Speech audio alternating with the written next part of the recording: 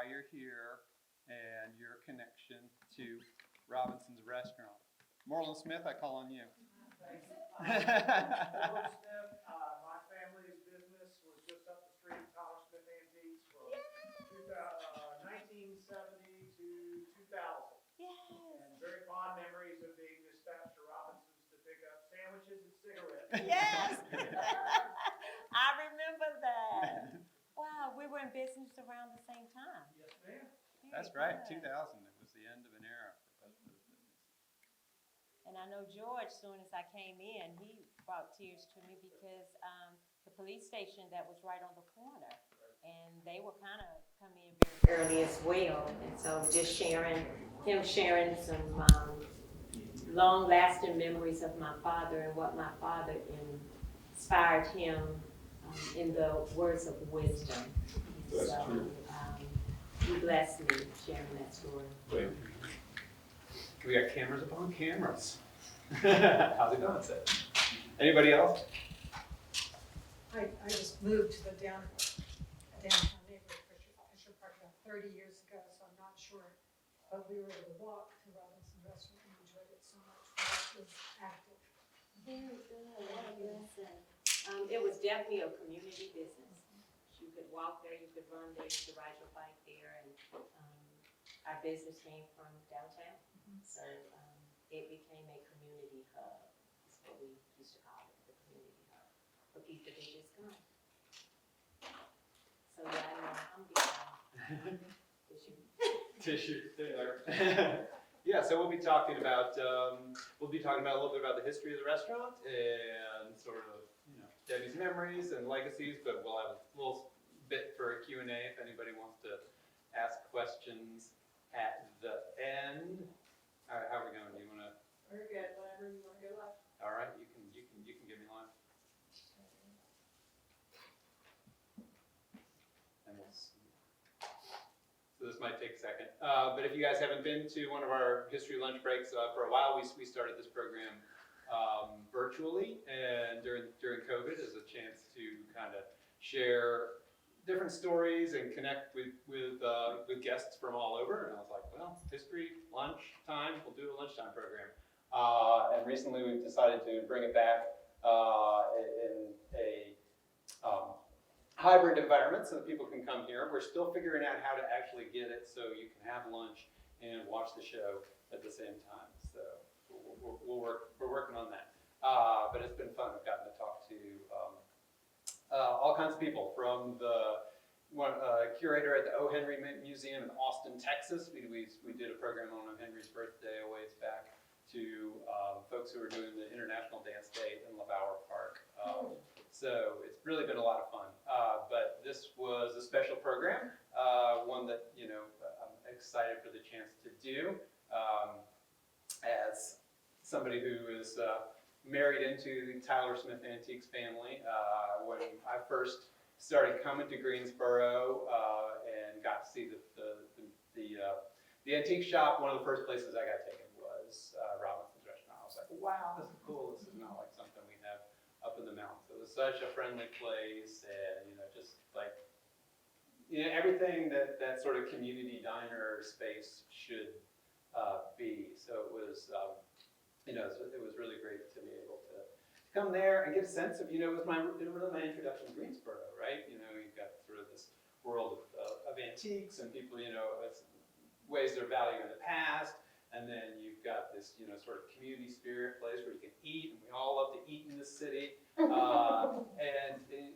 to start to see like the microcosms, all the parts of the city coming together.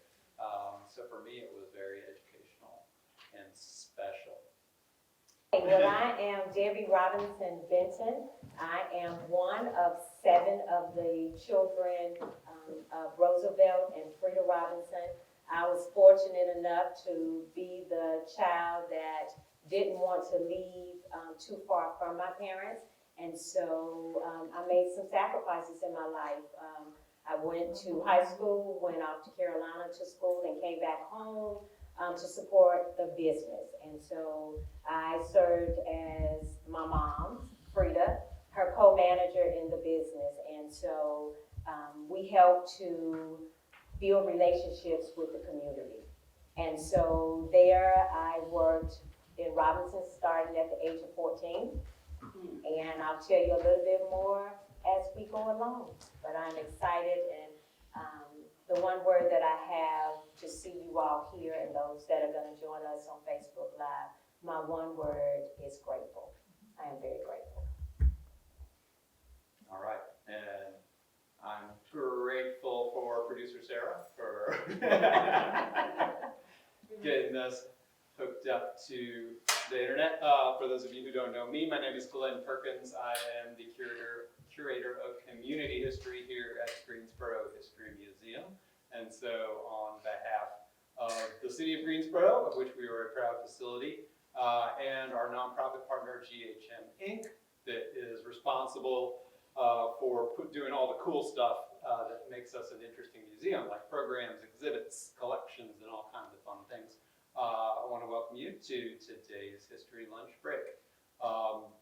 Again, it's my pleasure to be talking to Debbie Robinson Benton about the storied, much beloved Robinson's Restaurant. So welcome, Debbie. Thank you. Thank you for having me. It's so good to have you. It's so good to have our live audience here. And I'm just so excited to be able to talk a little bit about Robinson's. So let's start look at the beginning. Tell us a little bit about your parents and how they came about starting this restaurant in downtown Greensboro.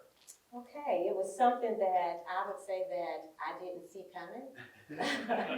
I didn't see the journey, but growing up, I was born and we were born in Beckley, West Virginia. So that's where it all started, was in Beckley, West Virginia.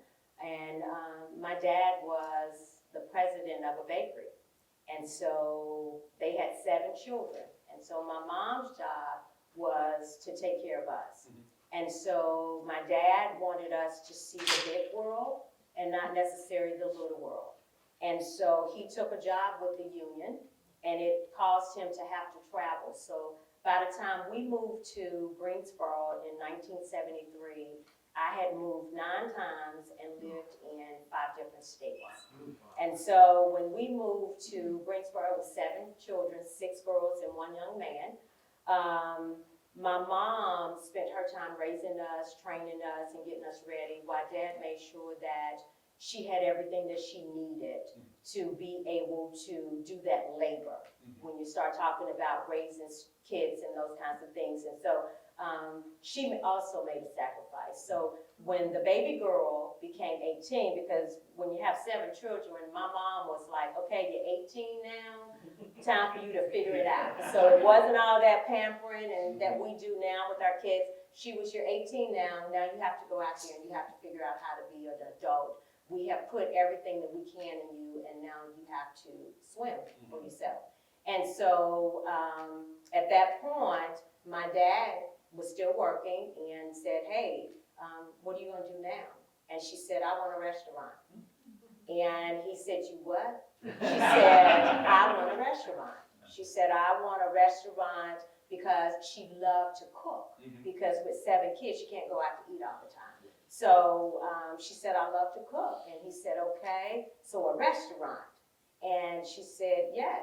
And she said, I want to be able to cook and provide for people a warm atmosphere. That was her words. She wanted it to be a warm atmosphere where people would come in and enjoy good food and have a warm atmosphere.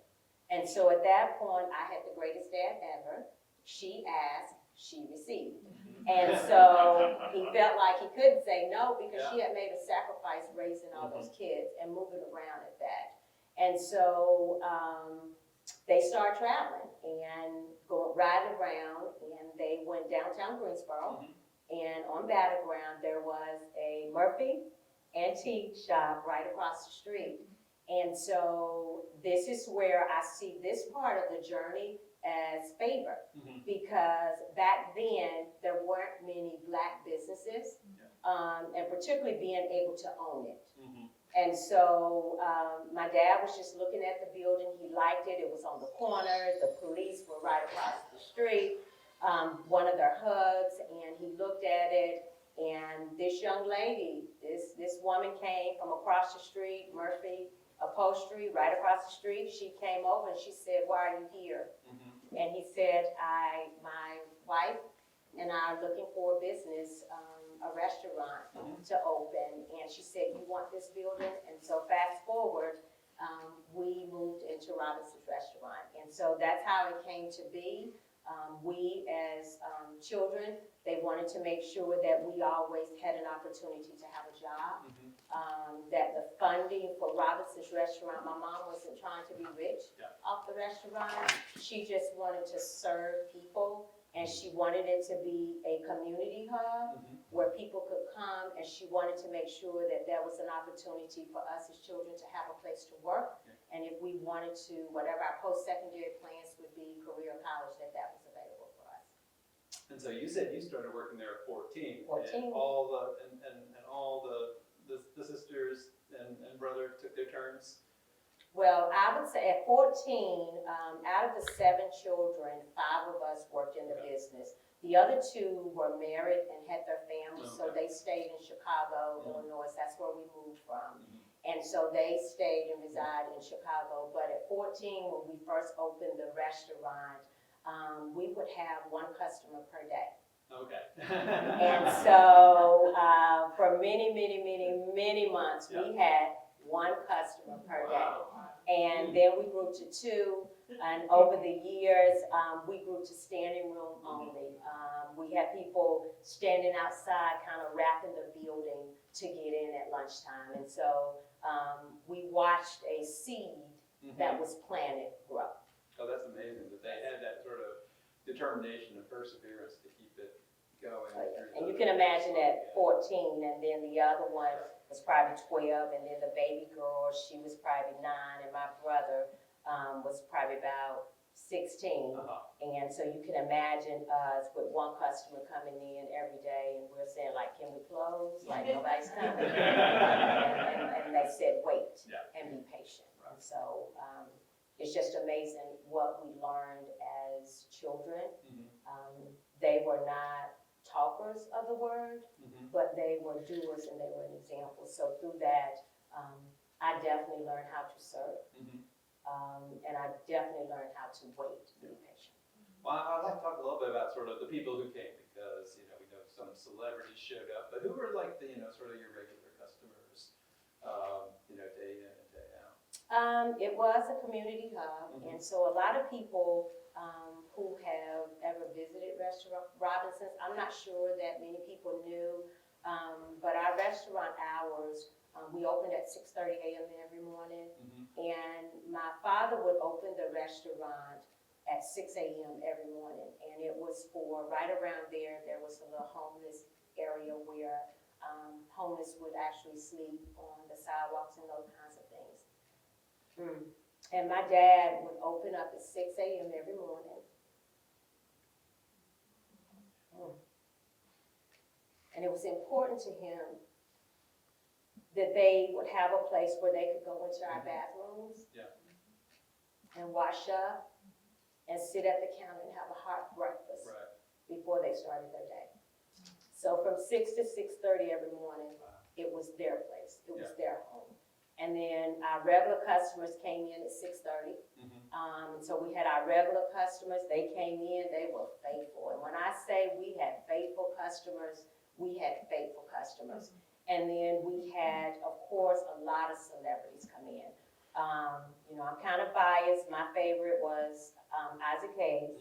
I liked his voice, I loved the deep voice, and so we had Patti LaBelle, The Temptations, because downtown was the spot where they would stay in the Mhm. Sheraton Hotel, Yeah, they and were so. playing at the Coliseum or whatever. Exactly, and so they came in, it gave us an opportunity for all the shows, we were front row on the stage or the side, so they came in, we had a lot of dignitaries would come in, they would call the Chamber of Commerce, a lot of times they supported us and would say, "Hey, we're looking for a nice restaurant," and they would send them there. And so in 1992, right before Bill Clinton won the election, his family and Al Gore came in, so we got to have some time. We had to keep it quiet, and that was an experience, having people standing on your roof and things like that. So that was an experience, but even with that, that still was a humbling moment for us. Because when my parents transitioned, both of them, the Clintons and the Gores paid their respect. Oh, wow. And so when you take care of people, people take care of you. I know, and it's so great to see those, those pictures in the News and Record of Clinton, Gore, and families, coming into the restaurant, and to think about all those people coming through. So, And don't forget I want to know a Isaac little bit more about Isaac Hayes. So And what don't would forget you- about Isaac you maybe don't remember what he ate, but you told me you got to go. He came to the restaurant, and then you also got to go to the concert. Yeah, got to go to the concert, and I probably could touch him while he was on the stage. Oh, And so that was good for me, just having a conversation, because my oldest daughter, her son reminds me a lot of Isaac Hayes. And so she too was a champion for Isaac. And so he was just a very quiet man, a very quiet man with a nice voice. Cue the theme from Shaft. Right? Yes, absolutely. So just getting to have conversation and get to know him, someone that I had a crush on at a very young age, was nice. Yeah, It that's was very nice. that's something a little bonus from working there. Absolutely. So, and we can talk a little bit more, sort of about your experience working there, and sort of what you did in the restaurant, being part of that family business. How did that help you professionally? Oh, wow. To where you are now, because now you have a big sort of large responsibility job at GCA, at Guilford County Schools, and sort of was there preparation that was there in the work at the restaurant? Oh, wow. So it was the beginning. And sometimes when you have a journey, you're not really sure of the pit stops on the journey, and not sure of what's being put in you. And as I have become a real adult, in my age, I can sit back and I can value even more what my parents instilled in us, because even our way with the one customer per day, I learned how to be patient, and I count myself as a very patient person today. Bringing in the homeless every morning caused me to judge not. So I meet people where they are, and I accept people for who they are. I think about my dad, as George and I were talking about earlier. My dad was funny. My dad was an extrovert. My dad had a lot of wisdom and a lot of knowledge, and he loved people, and I am my daddy's child. And so my mom was powerful, and she was quiet, and she didn't repeat herself. And so she led by example. And so when she came up with the motto for the business, it was the home of good food and a friendly atmosphere. And so she would, and we would watch how the doors would open, and she would welcome people, and she would pretty much say, come in, take a seat, and make yourself at home. And so being intentional is something that I grew up with, was being intentional in the things that you do, but at the same time, being humble with what you've been granted and the opportunities that are put in front of you and what you do with that. And so during those years, because we were open probably about 23 years, and being able to be exposed to so much, I feel like as an adult and in my job that I have now, I feel like I have carried it inside of me, because I learned to serve. I learned to be patient. I'm definitely an extrovert. I love people. But most importantly, I am always very honored and grateful for opportunities. So what do you think the restaurant meant for, Greensboro as a place, and certainly downtown Greensboro, having, at that time, wasn't a ton of restaurants. It was sort of post Hamburger Square era, where there were all those things over on South Elm. And, what do you think it meant for the city at that time? You used the word community hub. Family. Yeah. It was a family, because I just, like today, I had an appointment before I came here, and I walked in, and as soon as I walked in, Linda was her name, and she worked at the bank, First Citizen, where we did the banking, and she said, "Wow, there's Debbie from Robinson's."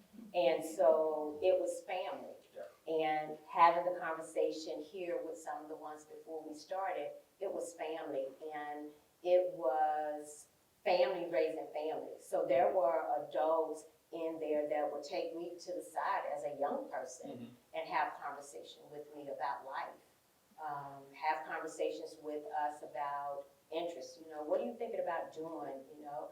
I can remember at lunch one day, there was a young man that sat at the counter, and he used to come and sit every week, and he was very quiet, an older man, and he was very quiet, and I was probably about, I might have been in my mid-20s, and he would come by and he would just watch. He would eat his food and he would leave. And one day, and I've never forgotten this, one day he said to me, "You made a sacrifice in coming to serve and support your parents in this family business. And you may not know it now, but your life will be blessed." And I feel that my life has been blessed just because of the parents that I was given. And because of who they were not people that wanted to be in the front. They were not people that wanted you to give anything to them. They taught us that love was an action word, and that the way you show your love is an action. And so the serving was natural for me. And during the week at Robinson, it was the hustle and the bustle. It was the people coming from downtown that had a 45-minute lunch, and they needed to get in and get out. And so that was busy. We were open in the evenings where families would come back out. But our biggest and most exciting day was always Saturday. Because that's when the families would bring the children, and our children would play with their children. We had a little back area where the children could go play. We had like men breakfasts that were part of clubs that would come in. So family was really, really emphasized on Saturday, where people could just come and really enjoy and have conversations. And then Sunday, y'all got the day off. Sunday we had the day off, and my mom went to bed every night, probably about 8 o'clock, and she was at the restaurant every morning between 3:30 and 4 a.m. in the morning, and she was faithful. And one thing my dad emphasized always is that was not his business. That was Frida Mae's business. And one thing that really touches me when I think about the memory of my parents, and you talk about what's in us, is we don't get to choose our life, and we don't get to choose the obstacles that we face. And through a journey, you have to have endurance.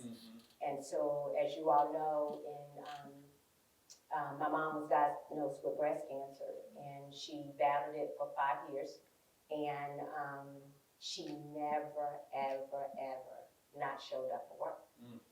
She was still there at 4 a.m. She would leave. She would go do her chemo and her radiation, and she would bring her happy self back to that restaurant. And my mom worked all the way up until her last 30 days of her life. And not many people would do that. And so for that, I have learned endurance. I have learned serving. I've learned to be humble. I've learned to be grateful. I think I got some of my dad's wisdom and knowledge, and I cherish it and I value that. And I could say and speak for my other siblings, as well. They probably feel the same way, and all the grandchildren in the great-grand. Oh, that's wonderful. So is there like a special dish that they made at the restaurant or something that would just like really make you, that makes you just, that sort of brings you back there if you start to cook it at home? It's interesting you say that because this young man right here, he's just hollered out squash casserole, and that is correct. Yeah.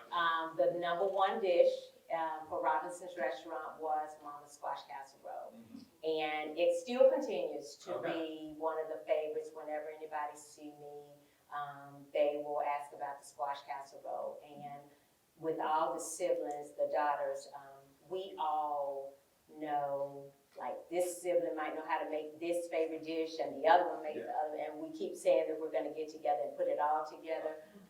We have had some sister mountain trips, and everybody brings the favorite dish that they've made for their parents. And so, FYI, I do make the squash casserole. FYI, I think I do pretty good. And so I do, if people ask me about making them a squash casserole, I'm more than happy to do that because it reminds me of my mom. Mhm.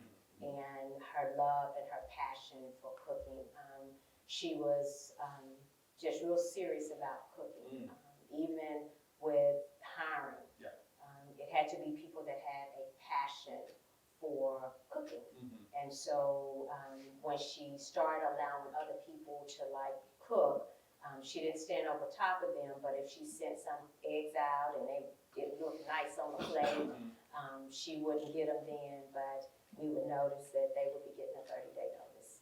Exiting Robinson, because that was important to her on how the food looked as well when it went out. And so that's something else, another lesson that I learned, and I just see it in the children. Yeah. I see it in the grandchildren. We all are a generation of serving people, even the professions that we all have entered, it's serving. Right. And I think that, that connection between serving and food is so interesting, and sort of the way that food is its own language and it tells its own stories and gets handed down. And, our colleagues at the Greensboro Public Library have been doing Carolina Table lately, this One City, One Book. And as a quick plug, they're doing a program here on March 7th with Jessica Harris, who wrote Highland Hawk. And but it makes me think about sort of your mom's desire, right, to communicate through food, communicate that comfort through food. Do you know did she ever tell you sort of how she learned to cook or where she picked up the recipes that she did? Well, as a child, she used to say that as a young child, she loved to cook. And she would always get in the kitchen and that she would just put things together. She was one that would just take a pinch of this and a pinch of that. And she said that as she continued to get older, because she had children at such a young age, she really didn't get an opportunity to really explore the things that she had a desire for herself. Because those of you that knew my mom was very quiet. She was totally opposites attract. She was an introvert, Dad was an extrovert. And so with her, she had a very quiet spirit. If you look at the picture, that picture right there, you can look at her and tell that she's pretty quiet, right? But you look at that man right there, you can tell that he's gonna talk your ear off. And so with her, she used to do a lot of cooking for people as a young person when she was in West Virginia. And so, and she was big on fresh food. So the food that people ate at restaurants was not canned goods. Yeah. It was fresh food. On the weekend, we would have to be at the kitchen table picking the green beans and, so she can get them ready and clean them and stuff like that. And so the food was always fresh food. And so she just got better and better and better. She said, you practice, you get better and better and better. And she really was. I called her a chef. And she said, no, I'm not a chef. And I said, you are. But she was a gourmet cook. So many wonderful lessons you learned. Is there anything else you want to share, and then we'll open it up for questions? I just want to say to you all, I am honored, I am grateful, because I know I will never forget the legacy of my parents. There are community people that will never forget the legacy of my parents because their legacy still lives on. And so I see it in myself, my siblings, my nieces, my nephews, my great-nephews, and to see that they both have transitioned. And out of the 7 siblings, we've had 2 to transition. This being an opportunity to where they saw faith and they saw your relationship with God being first, and then family, and then they wanted to make sure that you took time to study. And so what I want to say is my lesson that I pass on to others is never give up, reach for the stars, and in the midst of reaching, embrace the hiccups and get back up on the saddle and keep going. But I am just grateful and I am honored and pleasured that their legacy lives on. Well, thank you, and it's an honor to have you here and to really, it touches me as somebody who, works at a history museum and, thinking about what we do and some of what we can do is really to take those, moments of the past and really try to preserve those again, share that legacy, share those community connections and those things that matter to people and save not just the data of it, but the wisdom of it. So I think it's so wonderful that you're here and can share those things with us. And if anybody has questions for Debbie or memories of the restaurant, I see a couple on the back. And then I'll try to repeat your question so that they can hear us on the internet. So you want to go first? I used to work at Bates Nightwear, and I do the late shift sometimes, and I get off work and I go to Robinson's, and it was the only place in town where you could get a beer at 8 o'clock. We had a lot of those, and they would have tomato juice to go along with it for some kind of reason. And I asked your dad one time, I said, how come you serve beer at 8 o'clock in the morning? He said, because people doing shift work get off and they deserve to have a beer before they go home.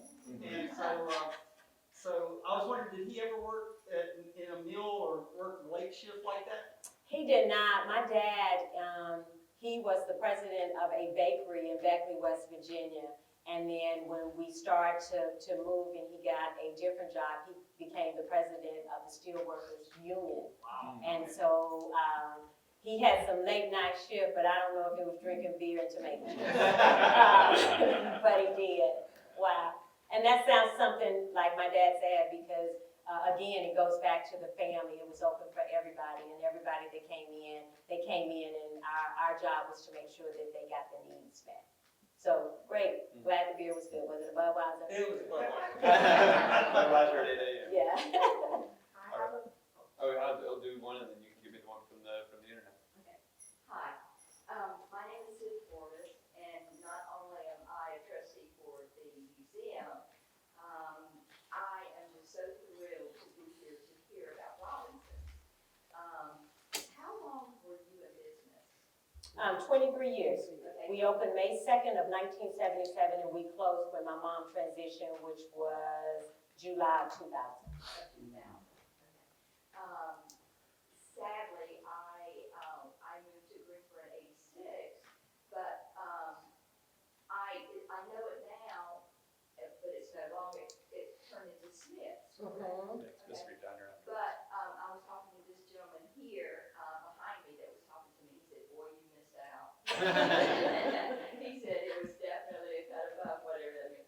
Anyway, I thought that was really cool. But I am just so happy for the legacy Thank that your you. mom and dad has left on Greensboro. And it would be amazing if there were more people that would come and share like you have, and we are just so grateful. have been here. We have a meeting here in about 10 minutes maybe. So I'm going to sneak out, but I wanted to thank you for your time and for your expertise, and you are a great speaker. You don't know what my nerves were before. And I think we're related somehow because my maiden name is Benton. Okay, well then we need to chat. I know, exactly. Let's do that. Thank you for coming and thank you for having me. What's a question online? Is there or will there ever be a Robson cookbook? Oh. Oh, wow, it's interesting that they say that because now they're getting it because my mom passed away with cancer. One thing that she charged us siblings with, was taking her recipes and making a cookbook, Oh. selling it and giving all the donation to breast cancer. And so, for that question there, thank you so much. You put something else on my brain. Yes. Having grown up in a face-to-face business, and of course the world has moved to beyond that, and especially in a business with repeat customers, you get to know people. From your career beyond Robinson's Restaurant and your pursuit of psychology at Chapel Hill and your careers in counseling, how much You read my bio. how much of the study of people got started by your work in Robinson's and the characters who came in to enjoy the atmosphere that your family so lovingly provided? Oh, it was a lot, because when I think about being in college, and I knew from high school that I always wanted to serve. So in high school, I knew I wanted to be a nurse, because I liked serving, and at that time, the direction that was always given was that was the only profession that you could go in where you could serve that was loud. And so I knew I wanted to be a nurse, and so when I got to college, of course, I took a different route because I couldn't get past the blood, you know. When I got into my intern with my junior year, you know, I would get wobbly like this, and I was like, okay, so it's not nursing, but I knew it was serving. And I knew that from the way I was raised. And so I went into psychology, and so I was at the Robinsons, and the main hub for Gifford County Schools is right down the street. And so a lot of them would come into the restaurant as well, and the next thing I know, I was going into the school system serving as a teacher assistant. And so I went into the school system as a teacher assistant about 1993, to be exact, January. And as I shadowed a couple of years, I had a desire to help young people and to serve young people. And so I moved into the world of counseling. So I became a school counselor and did that for probably 20 plus years, and then moved to central office with Gifford County Schools, and now I serve as the director of school counseling. So I'm living my best life, I'm living my dream, but I'm also living my passion. So what was instilled and what was put in me at Robinson, hopefully Gifford County Schools will say the same thing, that they see the same work with Gifford County Schools. I just want to share that I've been knowing Debbie probably 10, 11, 12, I can't even remember, but she's just such a woman of such humility. I'm not from this area, so I had no idea about Robinsons and found out about Robinsons by accident when someone came up to her and said, "Oh, you're Debbie from Robinson." I'm like, what? What is this Robinsons? And so I'm just so grateful to be here, to be able to learn about the legacy of Robinsons. And I posted it in the Facebook Live, and we would love for you all to share your memories in a Facebook group called Remembering Robinsons, and we're gonna hold you to that cookbook. That would be where you can release the recipes a little bit. We do. Carla and I had taken on a journey probably about 4 years ago. We were embarking, trying to assist someone else with reopening the spot. And so we wanted to start by starting with a Facebook page called Remembering Robinsons. And so we have been picking our brain how we can just kind of keep it going and keep it moving. So this too has kind of just sparked. Yeah. that as well to just continue with what we've been trying to do. Well, I think people would love it, no question. And Okay, she's the guru. Oh, okay. Well, we'll do one more question, and then afterwards, if anybody wants to stick around and chat with Debbie, and there's a few things, if you go out into our lobby, we've got a few items that your family generously donated to the museum, so artifacts that we have in our collection from the restaurant, so you guys can take a look at that as well. Go ahead. When you were speaking of the casserole, I could almost taste it again. And I tell you what, if you give me your name, telephone number, I'll be more than happy to make you one. Oh, You got it. You gotta ask for it.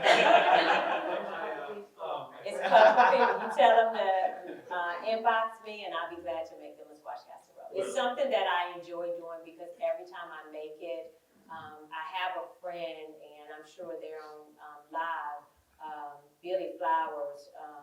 He loves the squash casserole so much that I think if I offered to make one every week, he would say yes. One of the highlights of my workday, I worked at social service around the corner, was when I came over to Robinson's and there was Bill Clinton and Al Gore on a campaign stop. And I just wondered how it was that you were able to get them to make their campaign stop right then. Well, the way it happened was, of course, whenever they came through, and they were coming through Greensboro, and so they checked with someone in the community. I don't know if it was the Chamber of Commerce, but they checked to say, hey, when they come, it was Hillary, was looking for a home cooked food place where they can really go get some home cooked food, and she wanted somewhere where she could get a chocolate cake. And so Mama made the best chocolate cakes. That was one I still can't figure out yet. But, and somebody recommended Robinson's. And so, of course, they contacted my father, and my father, of course, said, absolutely. And so, they, gave us the criteria and those kinds of things. And again, it goes back to the way we were raised. Like, yes, it was Bill Clinton and Al Gore, and they, out of all the restaurants, they chose Robinson's. But for us, it was a blessing and just another person that, even though they were dignitaries and high up in the President of the United States, for us, it was still a person. It was a person. And so, it was a lot. We were only allowed to have so many people in the restaurant, and it was tough because we had so many regular customers that came at a regular time. And so we had to kind of pick and choose and because we couldn't say anything. So it was a lot to manage, but when they pulled that bus up in the front and they got off the bus and people started getting on the roof and stuff like that, that probably was the highlight for me. That was But thank you for sharing, but I'm real serious about your contact information and making you a squad. All right, we got one more question in the back, and then we'll. Yes, I'd just like to ask, in all your years at Robinson's, what was the one memorable incident or the one most unforgettable episode that you ever remember from those years? It wasn't Isaac.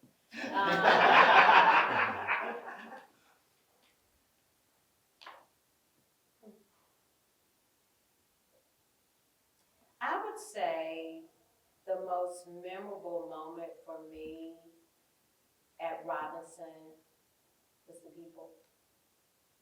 And it was seeing a seed planted in 1973 with one customer per day to having standing room only of people being down the sidewalk on battleground, waiting to get in a place, and seeing the people that will come that was of all ethnicity,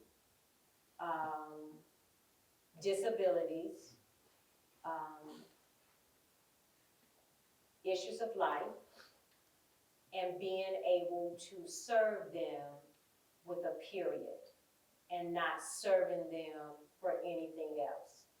And when I think about Robinsons and I think about a memorable moment, it is what and who I am today as a result of having two parents that walked in what they taught.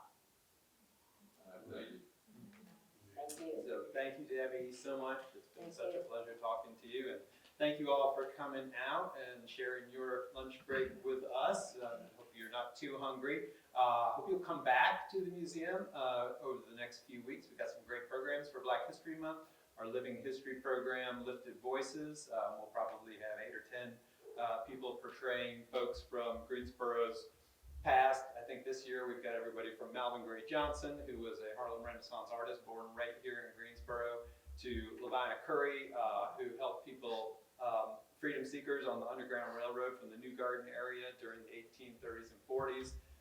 Even somebody portraying Eunice Dudley of Dudley Beauty Products, another family business that has done so much for the community. So that's a great opportunity, February 24th, and you can come by anytime between 12 and 4 o'clock to experience that. We got another history lunch break coming up in March for International Women's Day. We'll be talking with some friends from the Greensboro Science Center about women in science and the roles and historical opportunities for women in science there. So, and all kinds of other programs coming up on our calendar, greensborohistory.org/events. Take a look, come visit us, and come check out any of our exhibits anytime. Thank you again from me and from all of us. You guys have a wonderful rest of your lunch break and a great weekend. Thank you. 1996, with a great community push, hundreds of people came together, put together the funding, put together an endowment that still lasts to this day to keep this very special place here. So I look at it as sort of a maker space where you can come in and create art.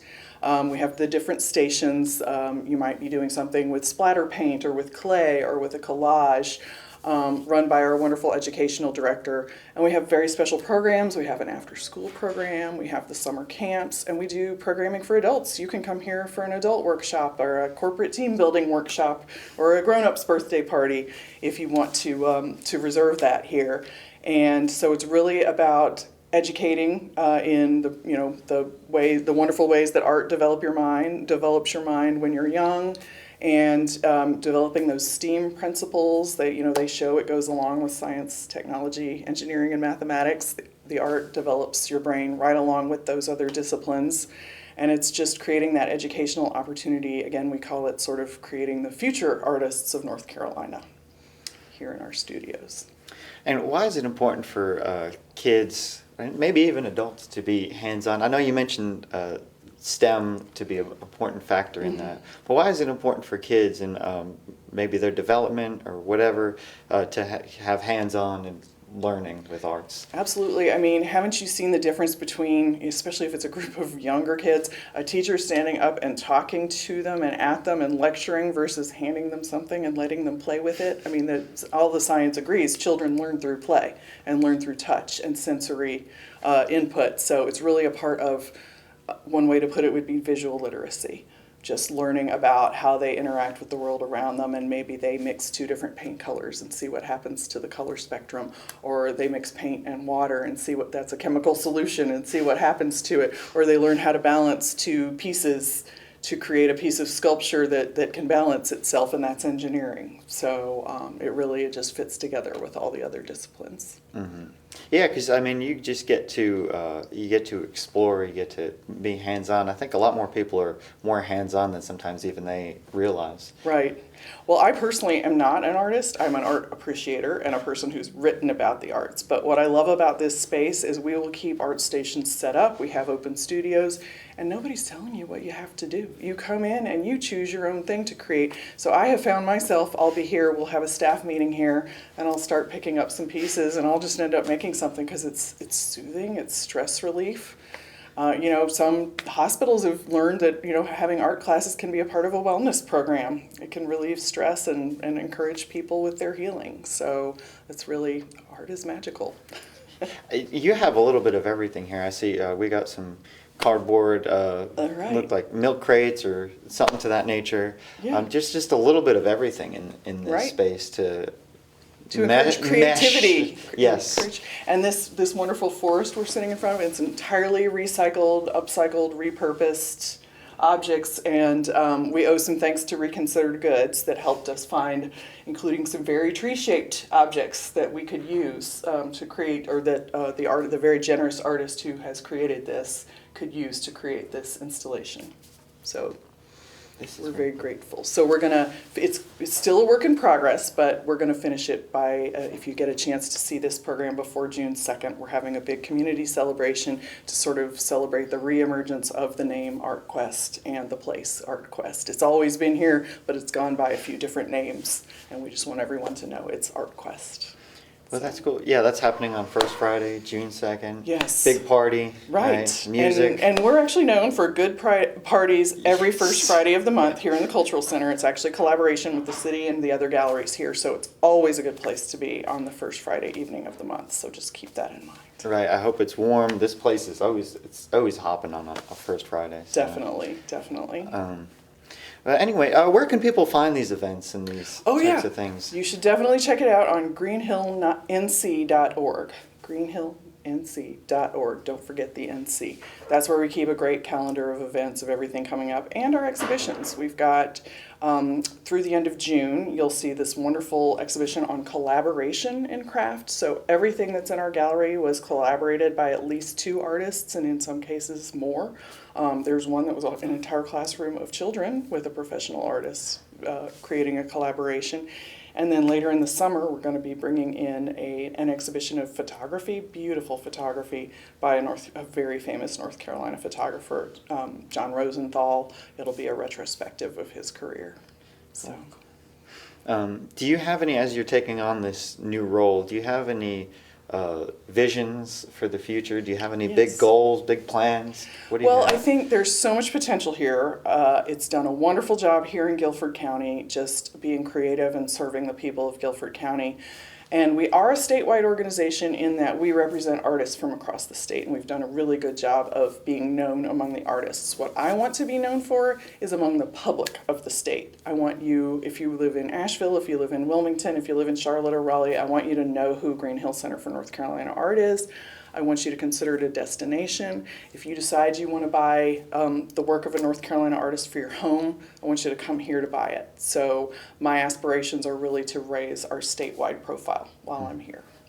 And you also have memberships and things of that nature, don't you? Absolutely. That's a great way to both support Green Hill and get some things for yourself, because when you're a member here, you get discounts, you get unlimited visits here in the studio to bring your kids and make some art. And if you go higher in our membership levels, you might earn, for example, a chance to have a free private tour with our curator. Our curator can come to your home and consult with you on building your own art collection. So if you go to greenhillnc.org and check the Join Us or Become a Member link, it will show you all the different benefits of becoming a member. And I could tell you from experience that Edie, her knowledge is like incredible. Yeah. She'll tell you more than, she'd probably forgotten more than I could remember, so. I absolutely agree. She's a wonderful curator and really makes every exhibition we put on view special. Yeah, she's very, very detail oriented. Right. Families to learn a lot. We want it to be pretty so that if people come through, they think, well, I can't do my whole yard like this, but gosh, I could do a little section like this, and I could grow some herbs or just some tomatoes and peppers, and so we hope it'll be inspiring to people as well. Who constantly comes up with all these ideas for these things? Like, hey, let's put chickens in here. Hey, let's name all these plants. I tell you, like I said, it's a great team, and I was laughing with one of the staff members this morning. You just put us in a room together for 5 minutes and people start brainstorming, and we visit other places. We love to see what other people are doing, but I think we're all just big kids at heart, and we think, oh, I would love to play with this. This would be so much fun. Well, we consider you the premier children's museum in North Carolina, but where else are children's museums in our state? operating? There's one in Raleigh, Marbles in Raleigh. High Point just opened. The Nito and Mariana Quabain Children's Museum just opened last April. Hendersonville has one. I'm trying to think. I'm going to draw a blank. Gastonia has one, I believe. Rutherfordton. There are different ones Right, around. right. And then Discovery Place. That's the first one as a child I Yes, went in to. Charlotte. Well, they've opened several satellites, and so Discovery Place is kind of a cross between a children's museum and a science museum. Right. You know, it sort of has some of both. So there are several throughout the state. We think we're wonderful too. And Discovery Place started in like a 3 or 4 story building, so it was, you know, they had the steps. They had and the stairs. Yeah, You they know, did. people vote with their feet. Yeah, oh, yeah, exactly. Inside joke, folks. It's okay. But, you know, when I look at it, there are, well, people just like me that our kids are grown. So we haven't stepped foot back into the museum since we took them there. So how do you lure people like me back in to become involved? Well, we're going to have some open houses. Other than offering to let me climb. Offering that to let you 30-foot climb, that's right, tower. to volunteer. But we're going to be having some open houses, one in the fall that will kind of start with the garden. I think there's also one this spring, and we'd love for people to come in and see us on those days. We'd love for people to come to our gala, which just happens to be May 19th, you know, which is our adult fundraiser. And so that's a good time to come see what's going on in there. But anytime somebody's interested and wants to see what's happening in the museum or how it's changed, we are happy to give tours. I mean, I said that about you need to come with children. But if people would just let us know or come to the door, we love taking people on tours through the museum.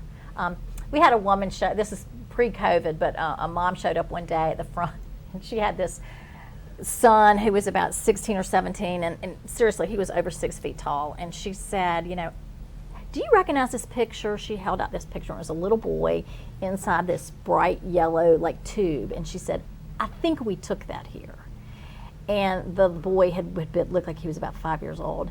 And I said, I think he's coming down the slide, the tube slide from the airplane. I think he's inside that. And she said, would you let us recreate the picture? I'm like, of course, just come on in. And we had the best of him. And he was so embarrassed, of course, you know. Oh, yes. And she has him back there, go up the plane and come down and trying to get him to get the exact same expression, you know. That is It too was so good. fun. But we love Plus, he's 40 years old now. but it's really fun for people to come back and say, one of the people working on our construction exhibit, one of the guys with Fourth Elm told me one night, he was there working, and he said, you know, I came here with my school field trip when I was in 5th grade. Wow. And I just love that. And here he is back as an adult, you know, volunteering his time to do something at the Children's Museum. Right. I just thought that was awesome.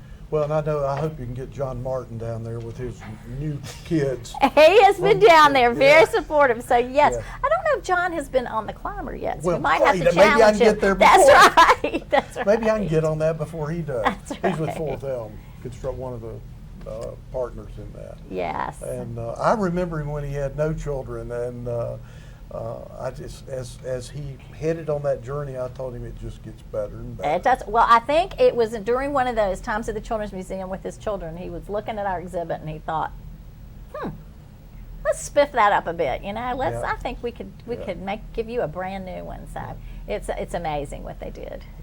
Well, let me ask you, do you see, like with the Tanger Center and some of the other venues that are downtown, there are more people obviously coming downtown. There are. What are the hours, and just to give our viewers a little insight, what is the best time to go that's not the most crowded? No, we're open 7 days a week. Mondays mornings is from 9 to noon. It's members only. So if you have a membership, that's a time reserved just for members. But then Tuesday through Sunday, Friday night. So, you know, we tend to be pretty busy in the morning up until about 1 with school groups during the school year. Right, During the school year, in the summer, not. And of course, Saturday mornings are busy. But our weekday afternoons, sometimes our Fridays, 4 or 5, even our Friday nights.